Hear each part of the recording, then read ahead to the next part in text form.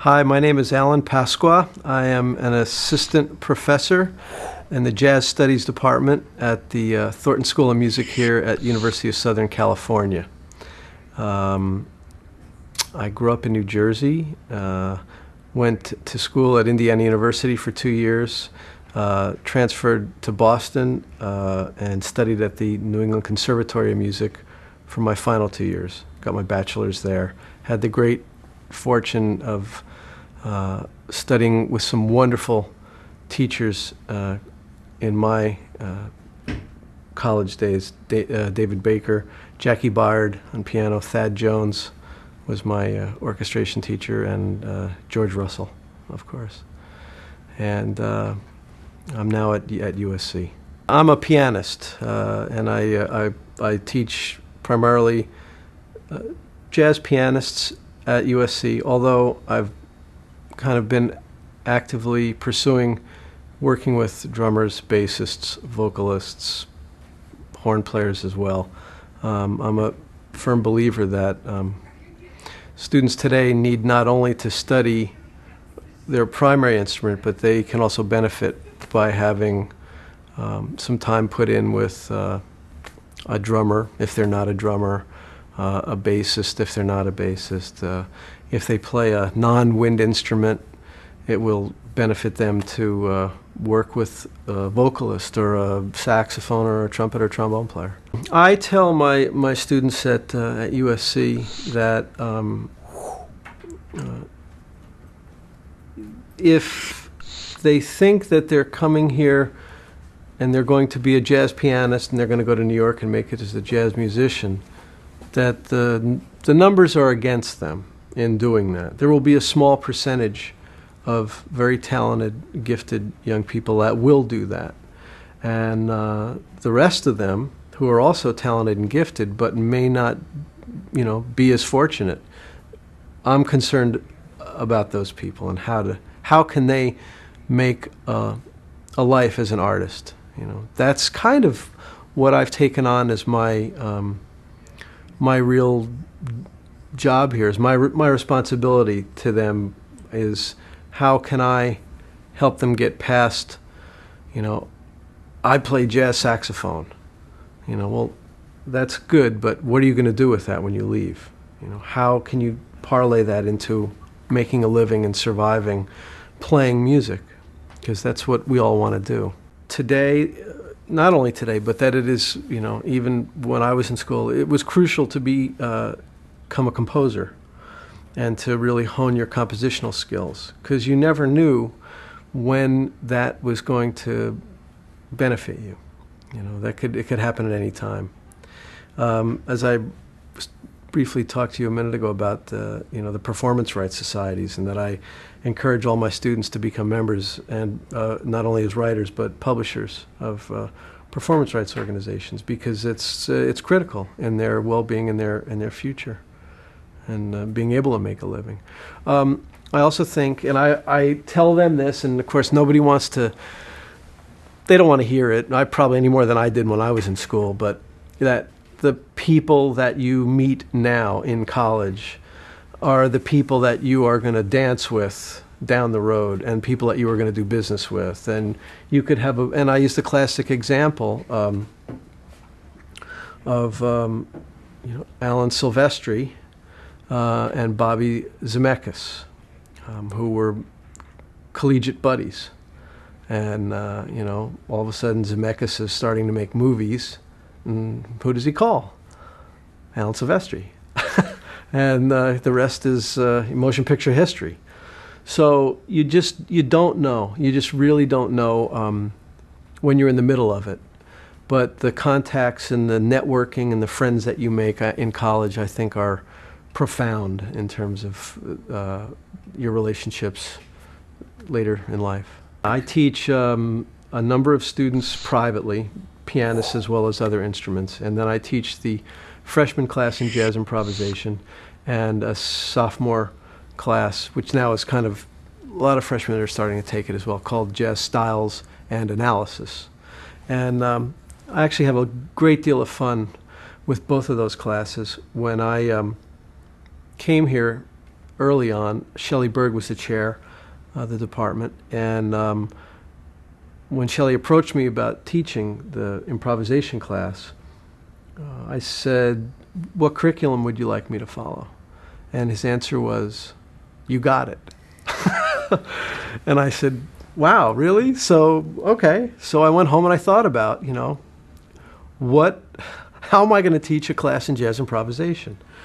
And what I found was no matter what I wrote on paper, in terms of creating a syllabus, which of course we are required to do and is important to do, I couldn't strictly adhere to it in terms of time frame. I could adhere to it in terms of content and what I thought was important, certain topics to address. But I couldn't say, week 2, we're going to be talking about, major 7 chords, and week 3, we're going to be talking about the 2-5-1s. And because every year I'd get a new crop of students that had their own unique strong points as well as deficiencies. So early on, I understood that my responsibility in teaching this class didn't end with year 1 and saying, here's my syllabus, we're going to follow this, week to week. And that I guess the beauty of it for me is that my jazz improvisation class is improvisation for me too as the teacher, in terms of I have to improvise on the curriculum that I've developed on a weekly basis and make determinations and assessments about what strengths I hear and see and areas that need to be worked on. So it's really fantastic, and it's fresh for me. I don't get there's no boredom factor because I can't rest on anything. We have just certain areas that we know that we're going to touch upon, but we don't know when it's going to happen. And it's great. They really kind of respond to that spontaneity, and we work on a very open and a very trusting environment. So everybody is encouraged to participate and critique, and it's good. I give them the option of, do you want me to critique you in private, or is it okay if I discuss this, what I've heard about your playing in front of the class? And 100% of the time they say, no, it's okay to do it in front of the class. So they feel very comfortable in there, and I think that's a good sign. I liken all of this to architecture. And a lot of times if I'm doing master classes out of the country or at a different school or a clinic somewhere, I'll do a course on architecture and music. Because what I've found is I'll go back, I'll play a tune that I've played for 20 years, and I'll go, one day something will just hit me about it, and I'll go, I never saw that before, and then that'll get me curious, and I'll go back and I'll actually take out the sheet on the song and really look at it and look at the melody. If there's lyrics, I might look at the lyrics to see what the intent of the song is. I'll look at the chords, and I'll just see I'll look at how things are constructed, how the piece is constructed. And I think one of the things that I notice about the young improviser that comes to school, not only here at USC but everywhere, is that they deal pretty much chord to chord to chord to chord. So it's the local train instead of the express.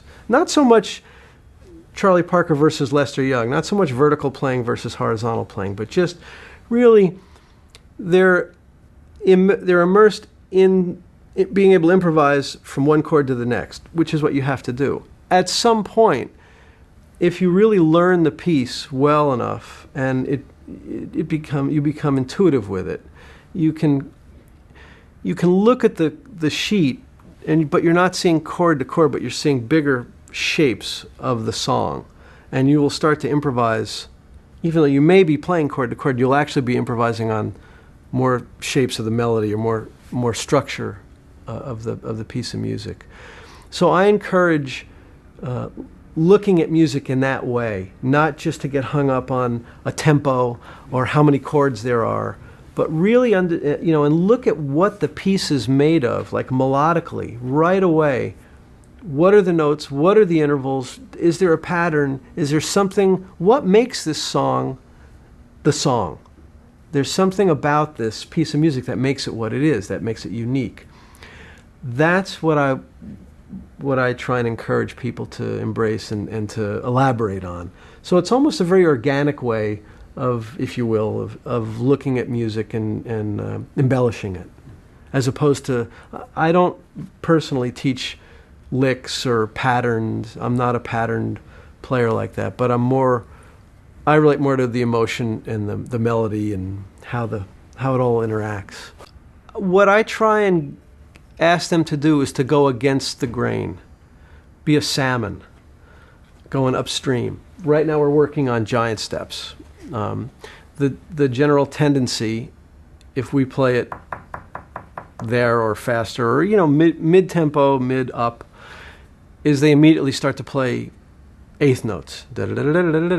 So what I do is have them, they can't play any eighth notes. They can only play quarter notes, half notes, and whole notes, or rests.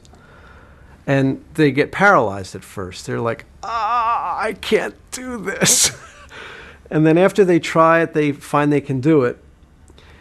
Then I have them go home and I have them rewrite the melody to the song. So that was their assignment for today. And I thought they actually did pretty fantastic today. About 80% were really pretty strong melodies. I get them to just kind of slow down the whole process. In my jazz styles and analysis class today, the gentleman who did this is a really fun class. I have the student in the first semester pick an artist who shows a definite change in his musical growth over the course of his lifetime or career, in sound and in style. Some artists, when you heard them from start to finish, their style remained very similar. Some, like Miles or Train, as the obvious example, McCoy Tyner, started in one place and wound up sounding very different as time went on. So in the first semester, they pick one artist that showed a very defined growth in style through his career. Today a gentleman did Philly Joe Jones, which I was like, wow, this is going to be interesting. And he picked something from the Milestones thing. And then he picked something from 1977, which was pretty late. And so interesting that there was this completely different, yet similar, but growth in Philly. And so I have them listen. Listening is a big part of the class. Just have them try and see music in a different way. We'll put on a Love Supreme, and I'll say, don't listen to Train solo. Listen to Jimmy Garrison. Listen to what he's doing while Train is soloing. It's hard to do. But if you start looking in unusual places, you'll uncover some very interesting things musically that you may take with you later in life. I was very lucky when I was in Boston studying. I took 4 piano lessons from Madame Shaloff, Serge Shaloff's mom. And I never played a note for 4 weeks. I sat at the piano and she would have me repeat, the piano is a wind instrument. And that's all I did for an hour, and then I paid her and I left and I was like, what is this? What is going on here?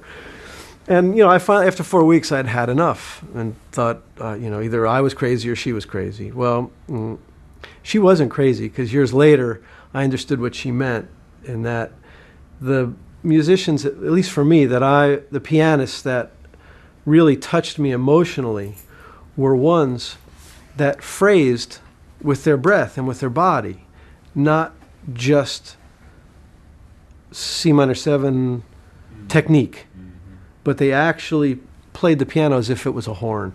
and they had to take breaths, and they would phrase. And I will give the same advice that a dear friend and great jazz singer, Sheila Jordan, gave to me when I worked with her as a young man when I just finished college in New York. And she told me, Alan, no matter what, support your art. If you really believe in what you do and you love this more than anything else, then find a way to support it. Just support your art. I think that's crucial. And I also think that you have to think,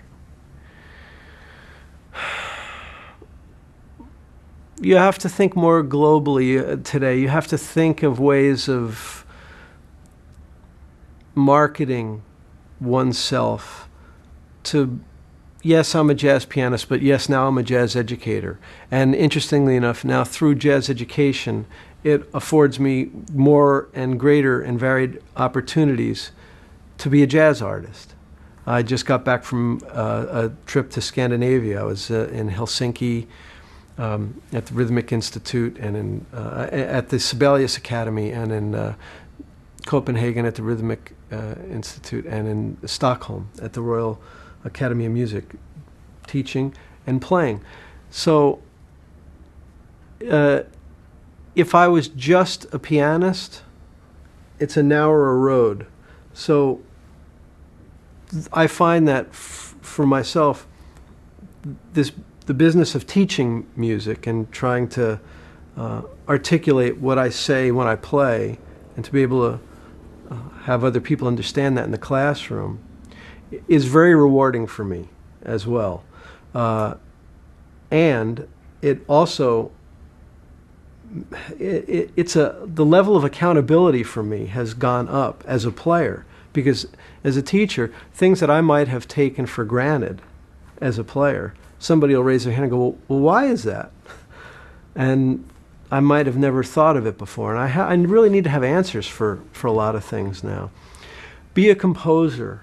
Find as many ways to support your art as you can. When I first moved to Los Angeles, I played in rock and roll bands and pop bands. I was in Bob Dylan's band for a year. I was in Carlos Santana's band for a couple of years. I've scored motion pictures, television commercials. I was a studio musician playing piano and synthesizer for John Williams and Jerry Goldsmith and Dave Grusin and Lalo Schifrin, and you know, I've had a really unique and varied, eclectic career. My love has always been jazz, and I've just found ways of being able to support the art and make it so that I can do what I do today. But I guess the most important thing is if you love it and you know that that's the one thing you want to do, to never give up doing it and just pursue that.